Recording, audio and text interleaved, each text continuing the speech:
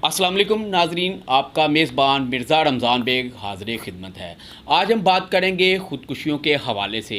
अगर हम लाहौर शहर की बात करें, 2021 शुरू हो चुका हुआ है और आज 27 दिन इस बात को हो गया है कि 27 दिनों में लाहौर शहर के मुख्तलिफ़ इलाकों में ख़वातीन समेत 10 अफराद ने ख़ुदकुशी कर ली है और घरेलू नाचाकी, गुर्बत, बेरोज़गारी की वजह से 10 अफराद ने ख़ुदकुशी कर ली है। और इसकी एक वजह ये भी सामने आ रही है कि अब तक जो महंगाई है वो काफ़ी ज़्यादा है, जो लोग काफ़ी ज़्यादा परेशान हैं। जो एक चीज़ जो 50 की मिलती थी अब 100 रुपये की मिल रही है। घी, आटा, चीनी, तमाम चीज़ें महंगी हैं और घरों में फाके होने की वजह से लड़ाई झगड़े शुरू हो गए हैं, जिसके वजह से मियाँ बीवी में अक्सर औक़ात झगड़ा रहता है और दिल बर्दाश्त होकर वो गंदम में रखने वाली गोलियाँ खा लेते हैं या फंदा ले लेते हैं या वो पिस्टल से अपने सर में गोली मार लेते हैं।